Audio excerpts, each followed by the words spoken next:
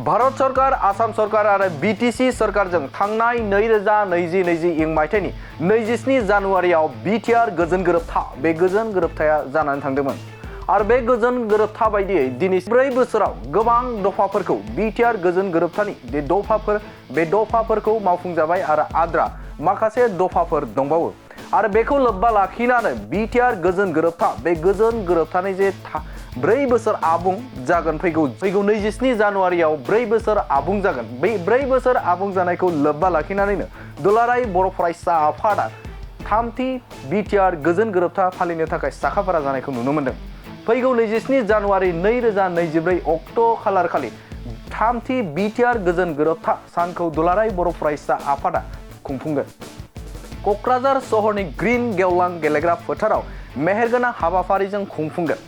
हाबाफारि बायदि फुंबिलि समाव दतमायाव थानाय बड'फानि मुसुखायाव बिबार बावजेननाय आरो क'क्राझार सरकारि गोजौसिन आरो थांखि गोबां फरायसालिनि गेलेग्रा फोथारनिफ्राय ग्रीन फिल्डसिम बा ग्रीन फोथारसिम सुबुंनि हानजा सुरनाय हाबाफारि लागोन होननानै खौरांगिरिनि सिगाङाव दुलाराय बर' फरायसा आफादनि गाहाय नेहाथारि खनिन्द्र बसुमतारी बिथाङा बुंथियो। आरो बे हाबाफारियावनो गासै सिगनेटरिफोरखौ बाहागो लागोन होननानै बिथाङा बुंथियो। लोगोसेनो बिटिआर गोजोन गोरोबथा बे गोजोन गोरोबथाखौ दुलाराय बर' फरायसा आफादा बेबाराव थामहिनबा देग्लाय क'क्राझार आरो चिरां जिल्लाखौ लानानै दुलाराय बर' फरायसा आफादा मिरु नाङै बे हाबाफारि थामहिनबा क'क्राझारनि ग्रीन फिल्डआव फालिगोन। आरो गुबुन फारसेजों गुबुन जिल्लाफोरा गावबा गाव जिल्लानि माहारियारि आफादफोरजों लोगो नांनानै बिटिआर गोजोन गोरोबथा थामहिनबा फैगौ 27 जानुवारि 2020 मायथाइयाव जानाय जे बिटिआर गोजोन गोरोबथा बे गोजोन गोरोबथाखौ 27 जानुवारियाव फालिनो थाखाय साखाफारा जादों होननानै दुलाराय बर' फरायसा आफादनि गाहाय नेहाथारि बिथां खनिन्द्र बसुमतारीया बुंथियो। बे समाव खनिन्द्र बसुमतारीया मा हाबाफारि लाबावगोन बे समाव बिथांनिफ्राय मोनथिना लानि। समाव जोङो खौरां बिजोंनि गेजेरजों दिनै मानगोनां रायजो राजा नोंथांमोननो मिथिहोनो जों सिगांदों जे दुलाराय बर' फरायसा आफाद अल बड' स्टुडेन्टस इउनियना फैबाय थानाय 27 जानुवारि जे साना बर'फोरनि मोनसे जारिमिनारि सान, जे सानाव दुलाराय बर' फरायसा आफाद एनडिएफबि मोनब्रै हानजा लोगोसे इउबिपिअ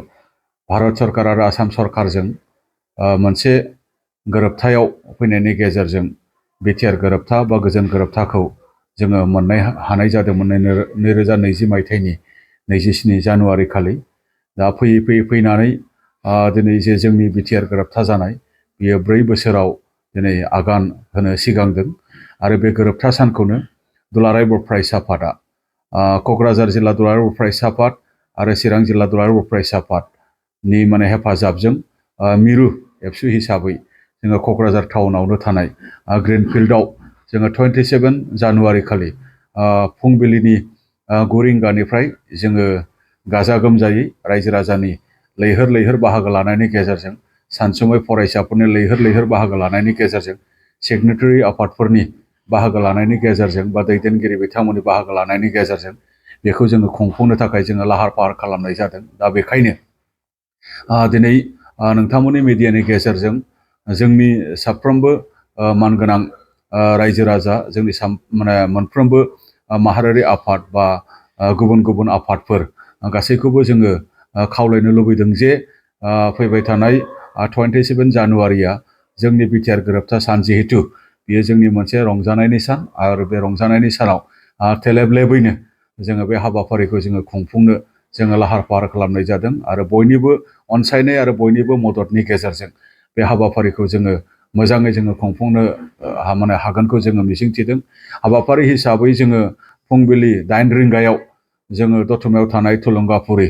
बड'फा उपेन्द्रनाथ ब्रह्मनि मांखरसालियाव थुलुंगाफुरियाव जोङो थांनानै बिबार बावहैनाय हाबाफारि जोङो बेबायदि लादों। बेनि उनाव जोङो फैफिननानै ग्रीन फिल्डआव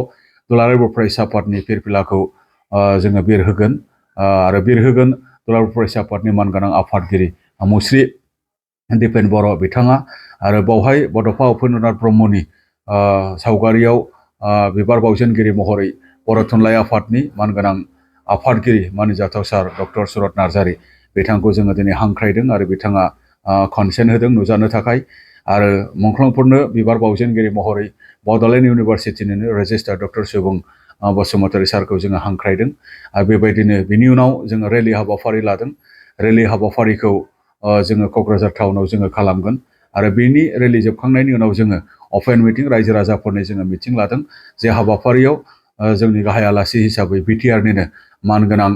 माने CEM मुश्री प्रमद बर' बिथाङा बाहागो लागोन आरो लोगोसेयै जोंनि सिगनेटारि माने दैदेनगिरि बिथांमोन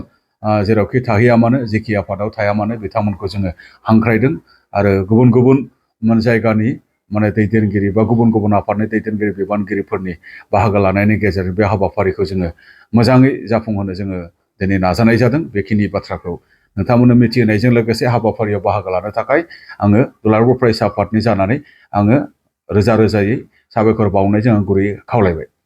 बे बिटिआर एकर्ड फालिनायाव गुबैयै जोङो क'क्राझार ग्रिनफिल्डआव जे जोङो खुंफुंगोन बेवहाय मिरु दुलाराय बर' फरायसा आफादा क'क्राझार जिल्ला आरो चिरां जिल्लानि रायजो राजाफोरखौ लानानै जोङो खुंफुंगोन बाखि गुबुन गुबुन जिल्ला दुलाराय बर' फरायसा आफादा ओनसोलाव थानाय माहारियारि आफादफोर बा ओनसोलाव थानाय सिगनेटारि दैदेनगिरिफोरखौ लानानै दैदेनगिरि माने बा सिगनेटारि अर्गानाइजेसनफोरनि बिबानगिरिफोरखौ लानानै बै गुबुन गुबुन जायगाफोराव बेखौ थेलेब थेलेबैनो खुंनो थाखाय जोङो बिथोन होनाय जादों मानो होनोबा हान्था मेलानि उसुबिदा बा थांलाय फैलायनि उसुबिदा बा गोबां बेबायदि माखासे उसुबिदानि थाखाय जोङो क'क्राझाराव सेन्ट्रेलि खुंदोंब्लाबो गुबुन गुबुन जिल्लाफोरखौ जोङो बेवहाय जोङो लेंहरनो सानाखै बिथांमोना जायगायावनो जाय जेरै हायो बेबायदि खुंनो थाखाय दिनै थाम थिम खालामबाय थादों गोजोन्थों मोनसे गोजोनथाव खौरां थुनलाइ मोजां मोनग्रा रायजो राजाफोरनि थाखाय मोनसे गोजोनथाव खौरां थांनाय बोसोरफोराव खुंफुंबोनाय बायदिनो बिटिआर सरकारनि दैदेननायाव बे 2024 मायथाइयावबो गोजोन आरो खौसेथिखौ सिगाङाव दोननानै थामथि क'क्राझार थुनलाइयारि फोरबो एबा क'क्राझार लिटारेरि फोरबो खुंफुंनो साखाफारा जादों 2024 मायथाइनि जानुवारि दाननि 27, 28 आरो 29 जानुवारिसिम सानथामनि मेहेरगोनां हाबाफारिजों गोजोननि नोगोर क'क्राझारनि बड'फा कालचारेल कमप्लेक्सआव थामथि क'क्राझार थुनलाइयारि फोरबोखौ खुंफुंनो साखाफारा जादों बे फोरबोनि गाहाय थांखियानो जादों बर' राव थुनलाइखौ बुहुमाव सिनायथि होनायजों लोगोसे बे फोरबोआव गुबुन गुबुन हादरनि गुबुन गुबुन हारिनि थुनलाइ लिरगिरिफोरनि रोंगौथिखौ फोरमायलायनाय बेनिखायनो गासै रायजो राजाफोरखौ लोगोसे गोसो गुदुं थुनलाइ लिरगिरिफोरखौ बाहागो लाफैनो थाखाय बानजाय आफादा खावलायहरदों हारिनि राव थुनलाइ जौगाहोनो गायसननो